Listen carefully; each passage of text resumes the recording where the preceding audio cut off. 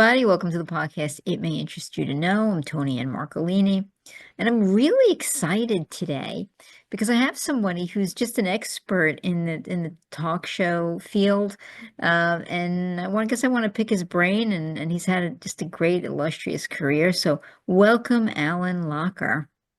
Thanks so much for having me, Tony. Appreciate it. Well, you've had a And really and that was a little. I'm no expert, but I've enjoyed talk shows my entire life, so I'll take that.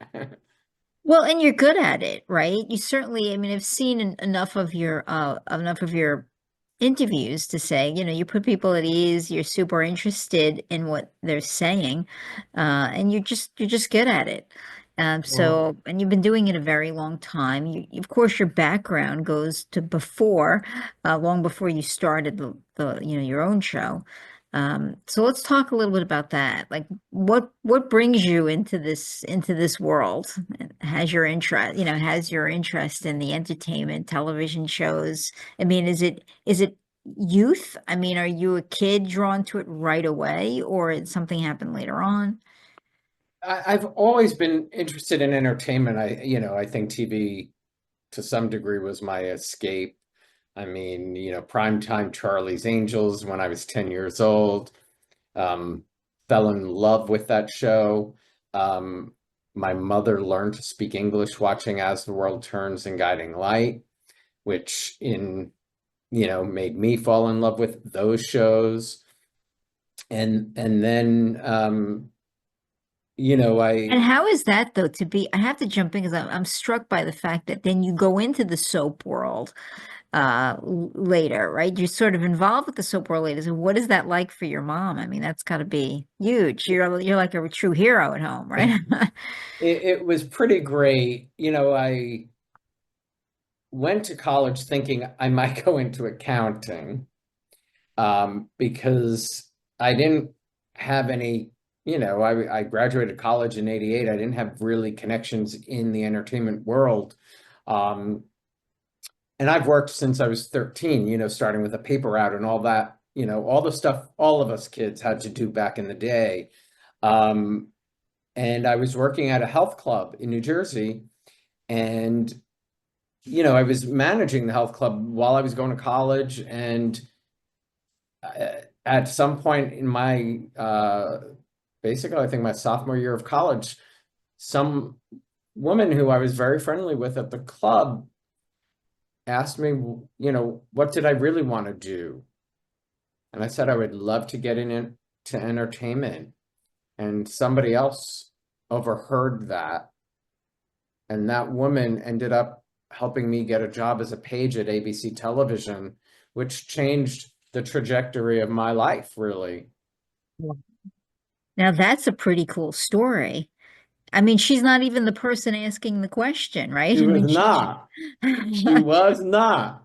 That's correct. She heard it, made a decision to say something to me that she worked at ABC and basically helped, change the course. I mean, that job at it as a page that I started in July of 1986 truly, truly changed the course of my life. And when I graduated college, I even applied to As the World Turns and Guiding Light, but I had no experience to know what area of those shows I would want to work in.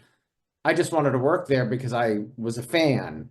Um, and had met many of the actors prior to that because I was a fan. Um, and it was basically 10 years later when I applied again, and the HR person said, we didn't, because I think I had applied in '96. She said, we don't have anything. I'll keep your resume on file. And almost a year to the date, she reached out and said they were restructuring their marketing and PR department. And was I still interested? wow. Yeah. So that truly is a dream come true. I'm curious, the lady that overheard you in the gym, do you keep in touch with her, or does she just move like a No, I lily pad do. into your life and right out? No, I have not. I knew her and her sister. I have not been able to find her. I don't remember. it was either an interview or somebody on my show, but I really said her name. Her name is Daphne Bowe, and she was in HR at ABC. I think I'm pretty sure Bo was her maiden name, so I don't know if she's been married, and that's why I haven't been able to. But I would, I owe a debt of gratitude to Daphne for that. So if Daphne's listening, he'd love to Yeah, say hello again. seriously. So now when you get over to you're actually working in this couple of the soaps that your mom watched, it's a dream for you. What's that like? What's your first day like there? Well, because I was a fan, my first day was seeing some of the actors I knew from being a fan and who were really excited that I was there. It was a very warm welcome. You know, Again, I didn't know. Well, it's interesting too, because I spent 8 years at the Walt Disney Company doing movie PR. And because of my love of the shows, I would invite many of the actors from more from Guiding Light because I had much a deeper connection to them through the years. But I would invite the actors to various screenings that I would have of all the movies that were opening, from, like What's Love Got to Do with It to The Little Mermaid and all those movies. And so I still had a connection all those years. And so when I actually ended up arriving in 1997 at the show, it was a really warm welcome, and many of them were very happy to see me there. So now I'm curious. So you're doing these other big projects too, in PR leading up to getting over to Guiding Light, but you're most excited to see the Guiding Light, even though there's these other big movies and other.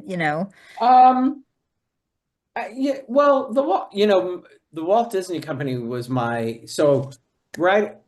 I was a page for ABC, and speaking of talk shows, I got to work on the morning show, which became Live with Regis and Kathy Lee. Oh, I love Regis. And so I really learned from two of the best. I was on set every day, and they hired me basically before I had my diploma to work on the show. And so, I really learned an immense amount there. So what was Regis like? Off, well, Funny, funny. funny, Yeah. funny. He was funny on camera, so I guess his He was personality. funny off camera, funny off camera, walking down the hall, shouting something, funny. And Kathy Lee is a friend to this day. I mean, she came on the Locker Room when I first launched. And what I learned from her is, she knew everybody's name from the moment she walked in the building, the security guard, the receptionist. She knew everybody's name and always said hello to that person using their name. And it just left an indelible mark in my mind. That's pretty cool. It's nice when you find somebody at that level who's, I guess you'd say, humble, right? Humble enough to appreciate the people doing work around them. Funny Um, you say that, because 2 seconds ago I was looking at Instagram, and Justin Hartley, who had his start in soaps and then went on to This Is Us, and now is on, I think it's a CBS show, if I am not mistaken, called Tracker.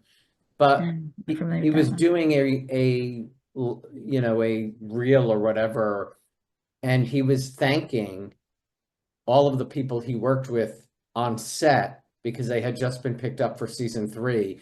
And he was just genuinely saying, this doesn't succeed without all of you around me. And that doesn't always happen. And Right. it goes a long way. It goes a long way. So before we move on, I have to ask you, funniest Regis Philbin story. Oh God, I couldn't even remember them, to be honest, because it's so long ago. I mean, he just would shout at anybody, I mean, but in a fun way, Yeah. just hearing him with Susan Lucci, and he would scream La Lucci down the hall, or, you know, or he'd scream Gelman's name, or he was just funny. Everything that, he really was funny. So he was sort of, I guess, exactly what what you saw was what you got then, because that's what he was like when the camera was rolling. Pretty much, yeah, I pretty suppose much. that's somewhat the ticket in life, right? If you can be genuinely who you are, even whether you're in front of behind the cameras, as opposed to putting some false version of yourself out there. I guess that's truly the ticket people recognize, I think, or drawn to, uh, like legitimate warmth in a person or getting to see who someone is. Absolutely. And, Regis would say hello to everybody, but Regis had no clue whose names. And that Yeah, was him, but it was funny. He knew them, he knew them, but, some people just have better memories. It wasn't like yeah. any malintent. It just was, his nature, Well, I mean, that's a classic, talk about like all-time iconic talk shows, right? The original iteration of, Regis and Kathy Lee, where it all begins, I mean, is iconic for a whole host of reasons. So to think in the days when he'd be yelling at Gelman, like you said, La Luch, right? When she would come on the show, he was so excited. I think they toured a little bit together, um, sang together, him and Susan Lucci.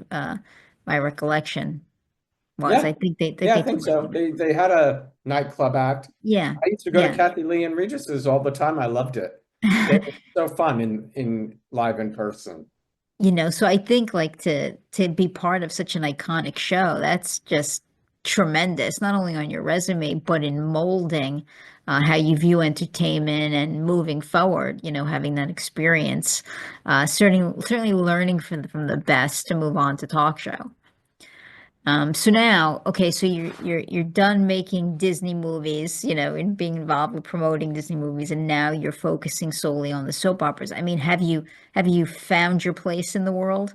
Like I often joke, I remember being a little kid when my mom took me to the library for the first time, right? Holding my hand, I walked into the library and I sort of heard the harps, like, playing like, oh, like I knew like there were books everywhere. It's like I had found my place in the world, right?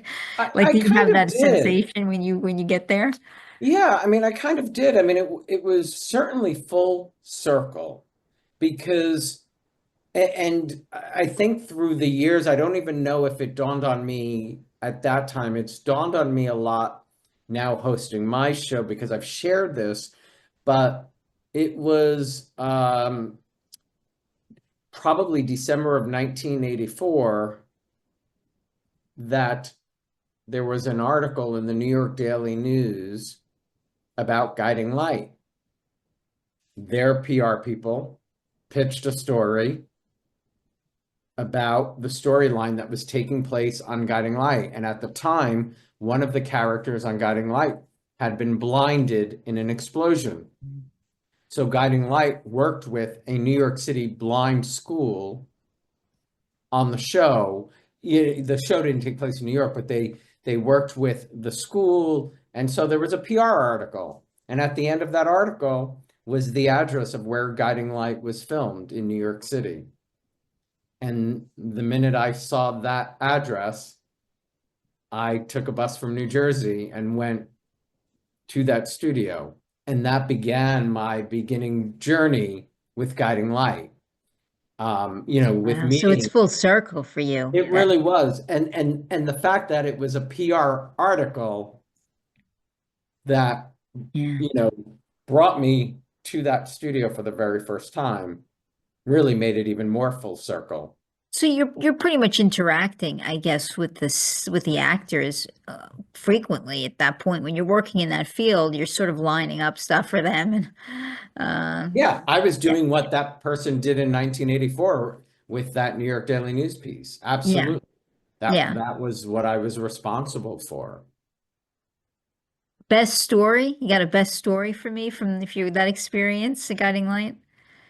Well, there were some cool things, at being because I did PR for both As the World Turns and Getting Light, and I pitched. There was a popular couple, Reva and Josh, on Guiding Light, and I pitched a story to, do you remember on the Learning Channel there was a show called A Wedding Story?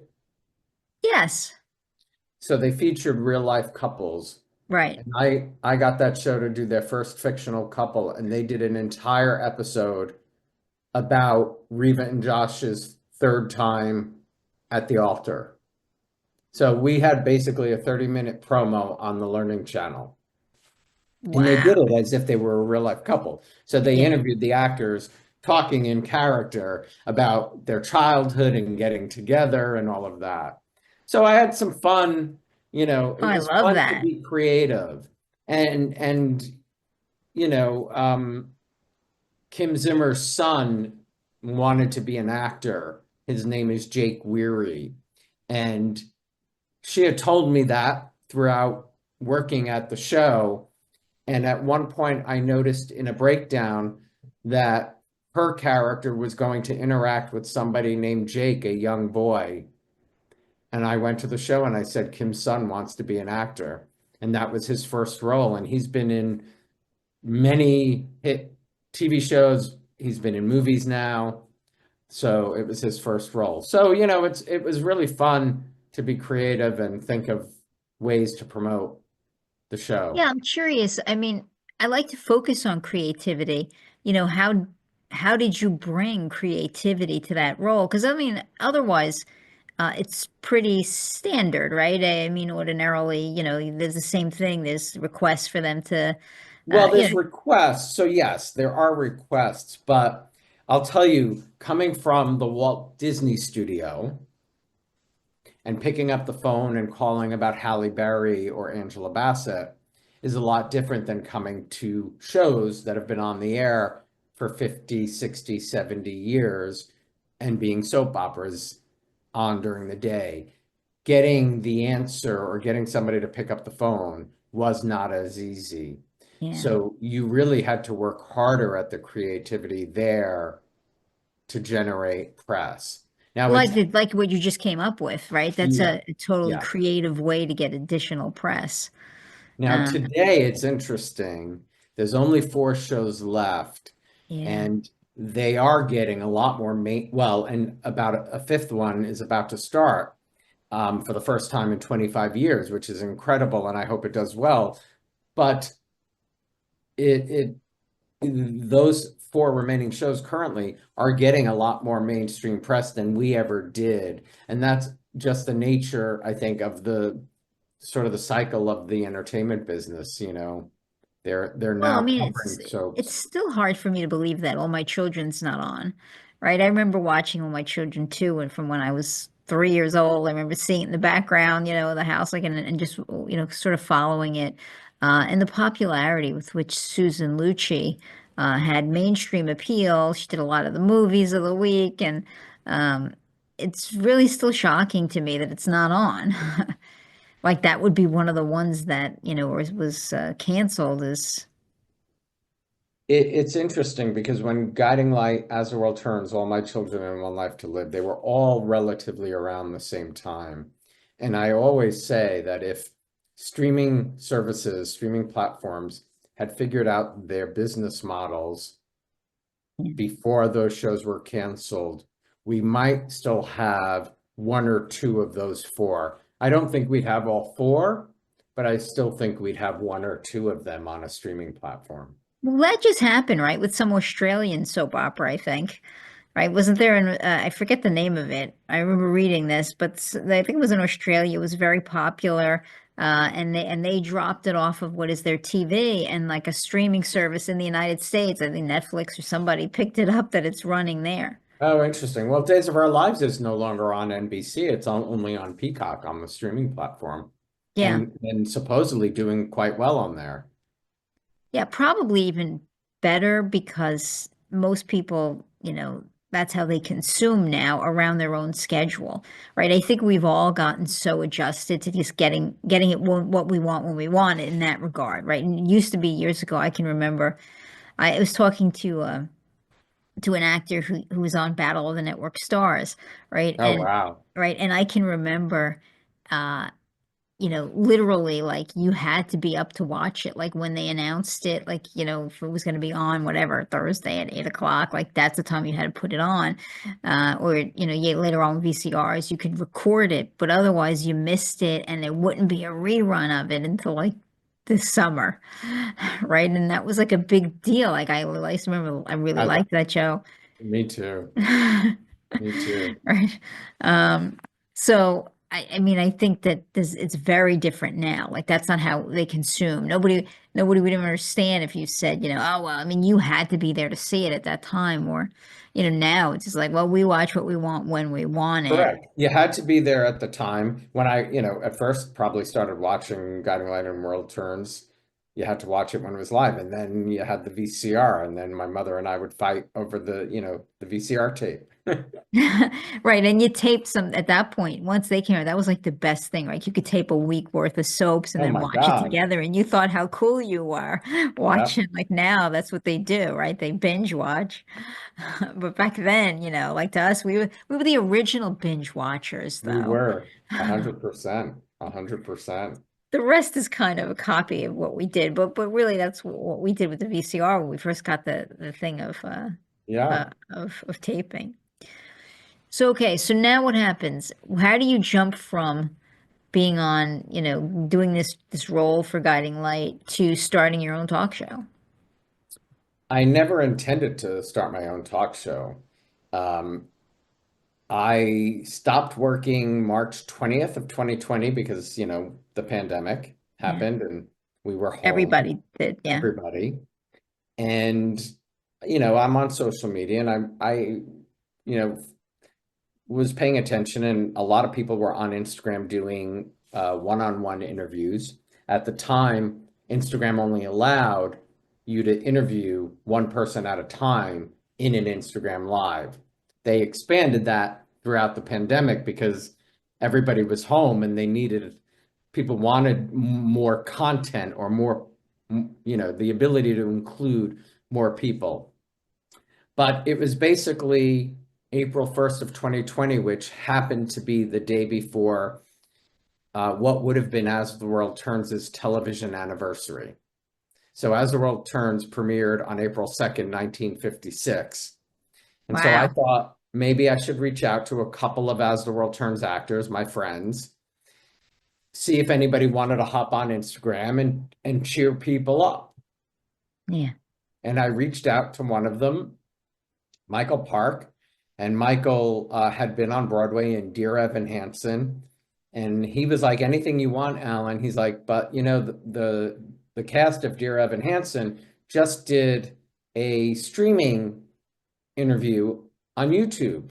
Let me find out what platform they used, and I'll let you know."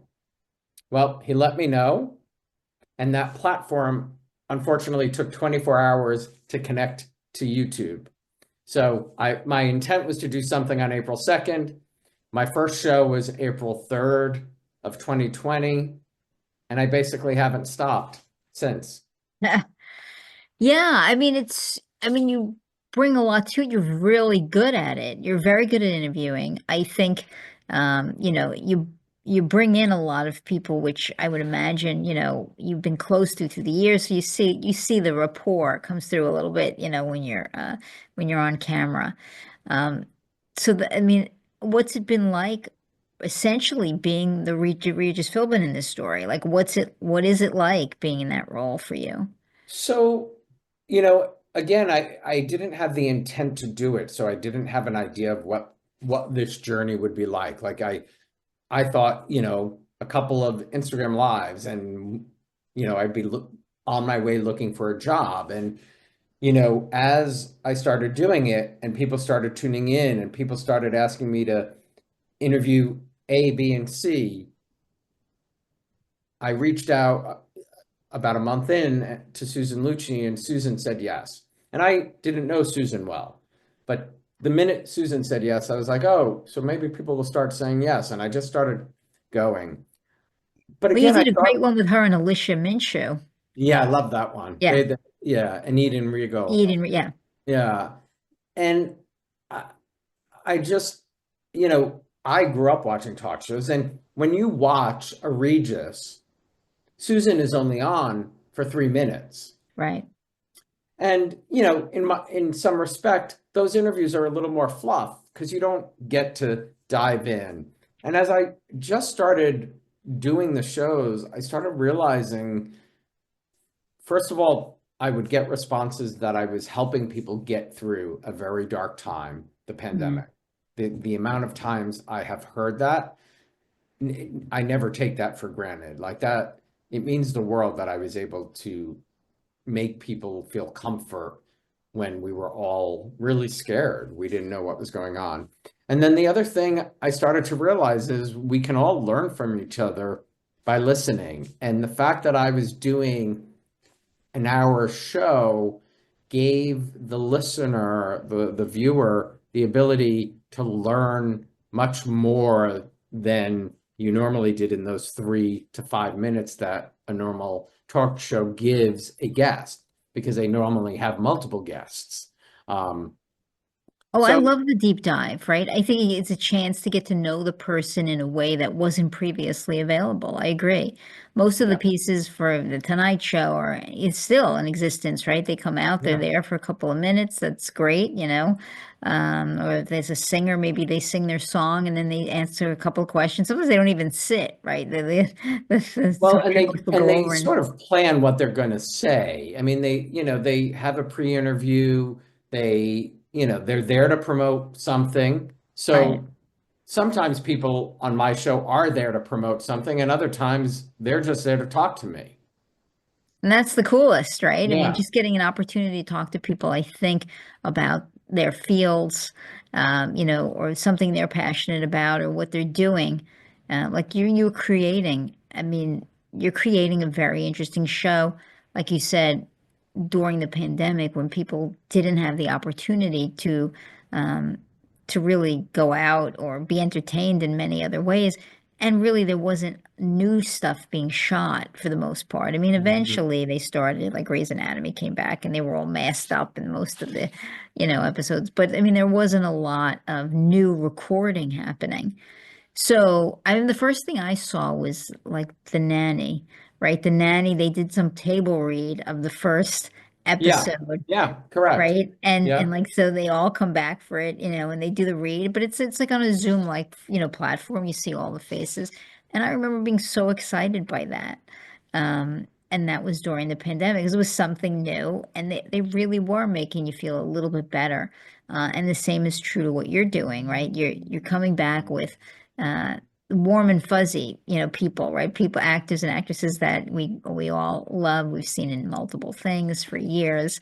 Well, And also, as a soap fan, those characters are in our living room more times than a normal primetime actor from Grey's Anatomy. I mean, daytime fans have a connection to these characters in a deeper way than we do in primetime shows because they spend 260 days a year almost with them. oh, agreed. Absolutely agreed. Uh, It's in a way, it's unlike any other format, right? It's Correct. really true like any other genre that you can expose yourself to. I mean, because I think personally, TV is different than movies, just for that alone, right? Because you may see an actor and actress in a movie once, a year. Maybe some are popular, maybe do more If than once that, a I year. mean, yeah, Some even less. Some once every 4 years, 3 years. yeah. Um, whereas ordinarily TV stars come into your house like on a weekly basis. But the soap people, they're like every day. Yeah. Right? So in a way that kind of gives you that, like I said, that warm and fuzzy feeling. Especially some of them because they carry those storylines for years. We're talking about Susan Lucci. She carries that storyline for, Right. So decades. if you think about that, right, Susan started in 1970. So people have been on the journey with Susan from 1970 till 2010. They literally grew up with her. So Right, it's a deeper connection than any other medium. right. And truly, she gets to do things with a character that really you don't get to do in any other format. And Yeah. that's true of almost anything. Like even I'm a big reader, so books are huge for me as part of like how I'm entertained, right? I read a couple of books a week. But even that, I mean, even if you have a sequel to the book, there's a limited amount of exposure you get to a character. Movie's a movie. It's isolated in time. Even if they do a sequel, okay, you revisit those people. Um, Even like old TV shows, certainly like The Nanny or MASH, or even if it's great, even if you see them in other things, or they do a reunion kind of a special. But the soaps, they built a character, and you got to see that character go for decades. How does that character age? I mean, that's truly unique, I believe, to any other source of entertainment that you can be exposed to. And I think that's why people get obsessed, like with the soaps, right? Because these are people Mhm. often they grew up with, and they feel like they know them in a way that you just don't find anywhere else.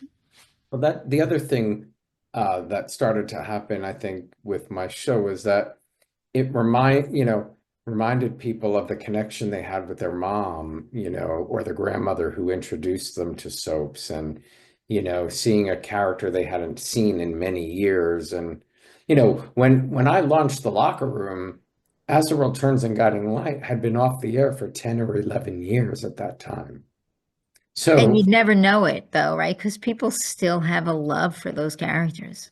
correct, but most of the fans who were tuning into the Locker Room hadn't seen those actors live in a number of years, so that warm feeling was even deeper because of the time since those shows had disappeared. Well, I mean, I think you're doing it. I know I'm going over on you. I'm sorry. But I mean, I think that you do an amazing job with the show. I mean, it's interesting, it's creative, it's entertaining, and I do get the sense you ask a lot of the questions that people want to know. And you bring on people who have an interesting story to tell. Um, like old friends. And so I think you're doing a really good job talk show wise. I hope you stick with it forever.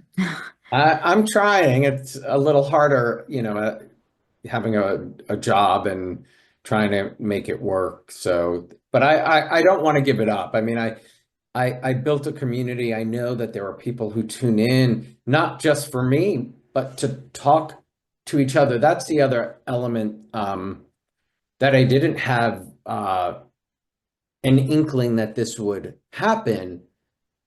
But the community, the Locker Room community, comes together to share their mutual love of soaps and pop culture in the chat on YouTube. So it provides people like that place. Like because I recently started a new job, I haven't had the ability to do it as often. And I've heard from a few who, I miss it. I miss, Sure. getting to, you know, and recently the community realized we haven't heard from somebody who would regularly show up with such a positive outlook on life that we're all worried about. We don't know where this person is, and but everybody was asking about him. And I've seen others ask about each other, and I love seeing them talk and say hello, and it's heartwarming to know that that started because of me starting this.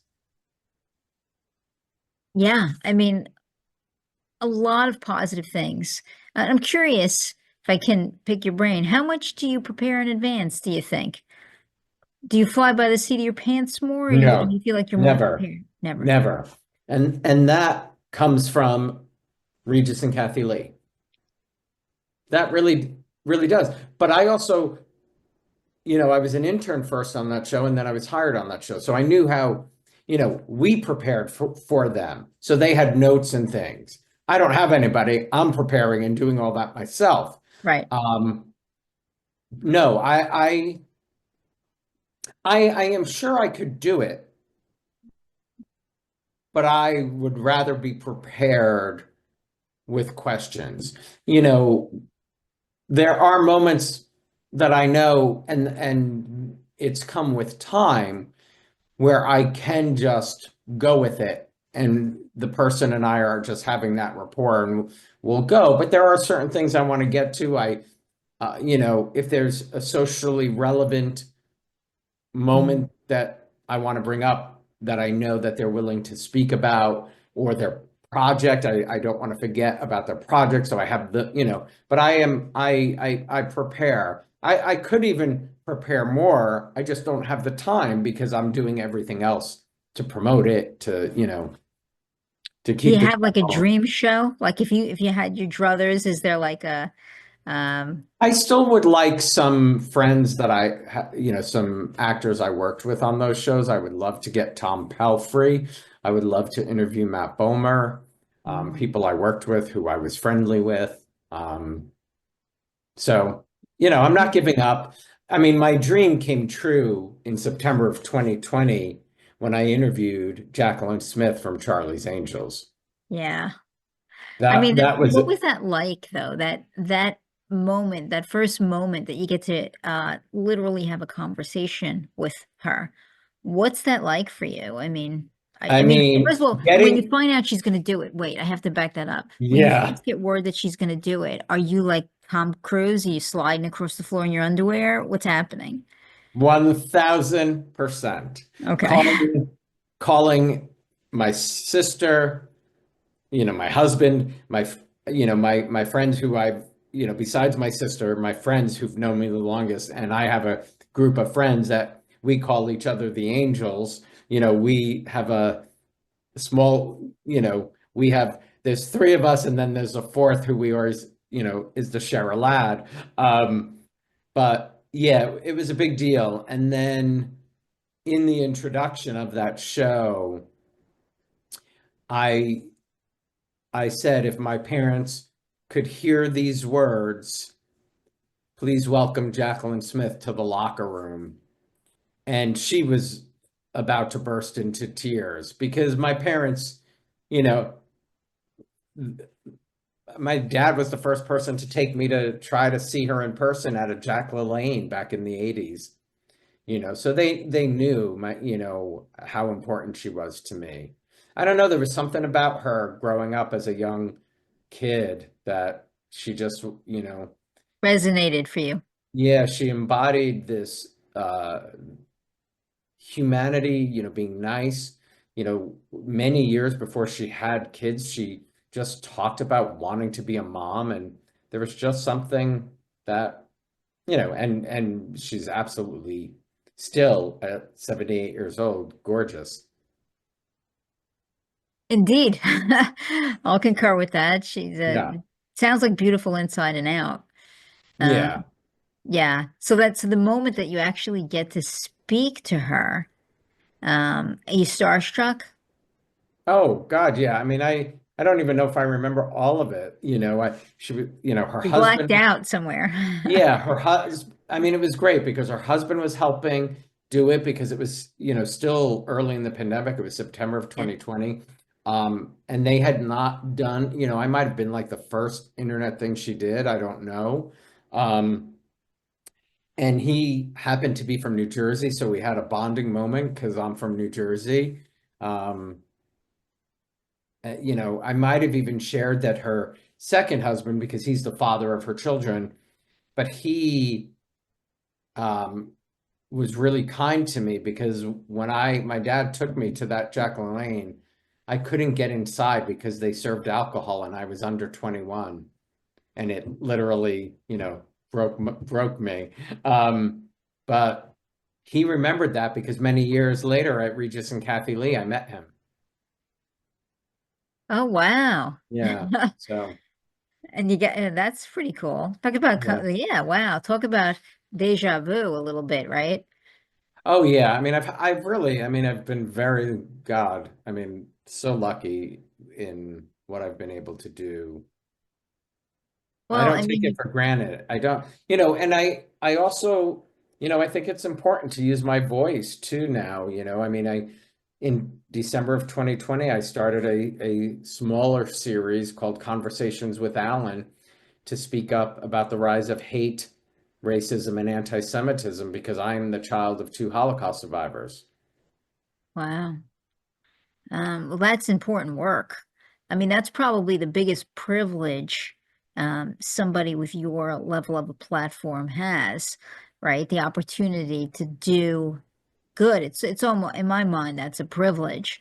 When It it anytime you it, get to it serve, is 100%. yeah, you know, when you get to serve somebody who's lesser in any way in terms of being able to care for themselves, or they're the weaker among us, you know, kicking the weak person, you know, is not, you know, it's a privilege to be able to care for somebody weaker, you know, that needs you, that you could actually be there, and do that. And in this instance, you know, advocating, um, using your platform for good to advocate for important social issues and the like, I really think is a privilege. So, and I applaud you for using it because I think a lot of people don't, right? I think a lot of people have an enormous platform, and they don't use it for anything beyond, you know, monetary, maybe for themselves, but don't look at it and say, what good can I do in the world? And I think we all have to start thinking, you know, what good can I put out into the world? It's interesting because literally just before you and I got on for this interview, a former colleague from my soap days called. We are both Jewish and talking about, the return of the kids who were murdered by Hamas that were just returned to their family. And my friend was talking because, I'm only here able to have this conversation with you, Tony, because of very brave people who risked their lives for my mother and father.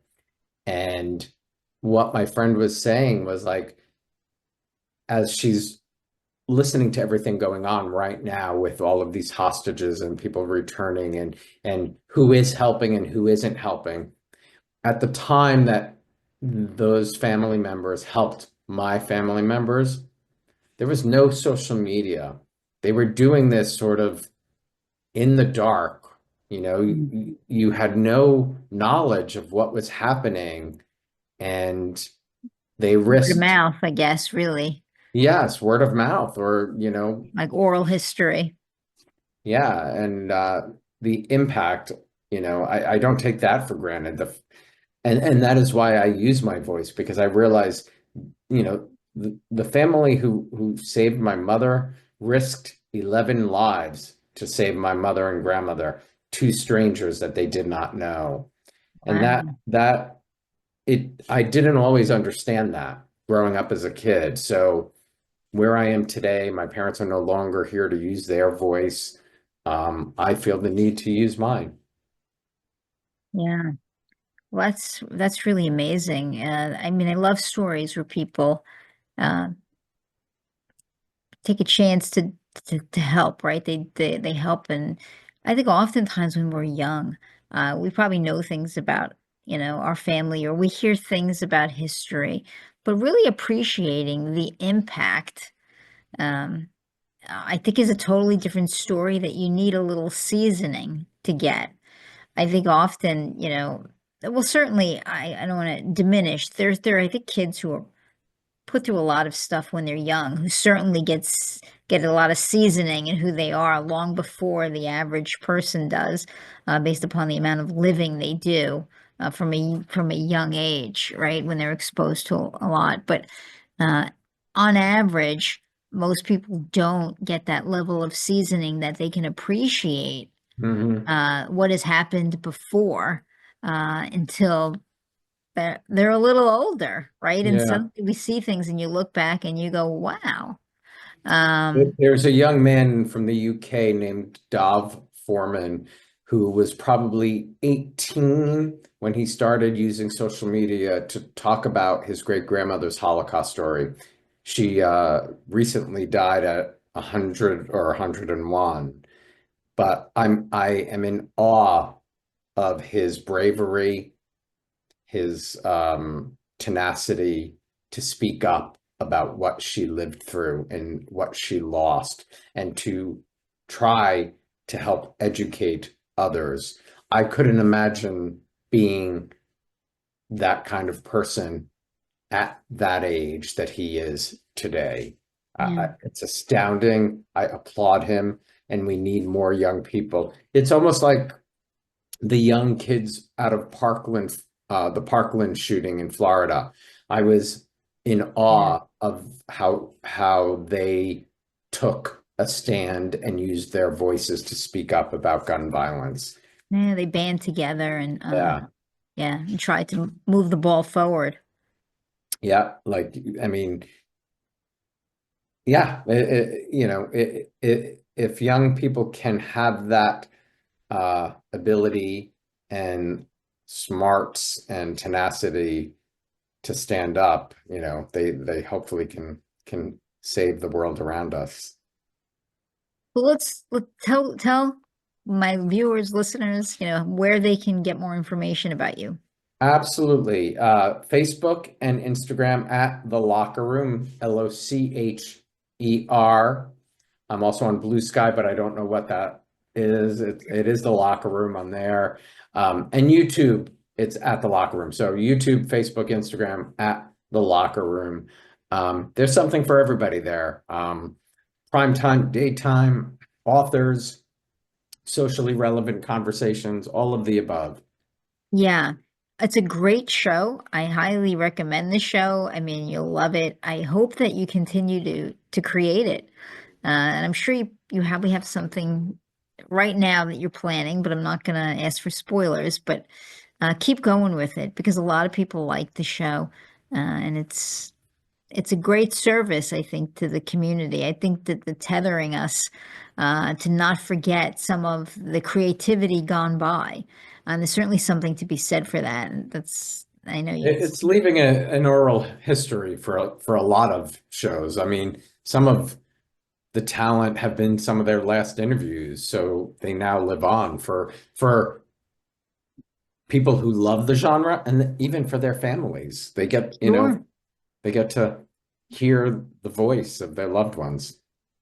Absolutely. And again, I think that getting the opportunity to revisit creativity gone by, you Yeah. can't underestimate the value of that. It's one thing to say, oh, I love this sitcom that's out now, or I love this show that's out now, but that was built on, years worth of experimentation, like with different shows and what worked and what Hmm. didn't work, So I think that to give a shout out to the quantity of people who put these projects together and who wrote and who acted and who collaboratively came together to make the shows that live on even, and you can go on Netflix or Hulu, wherever you can see a Yeah. ton of older shows still out there.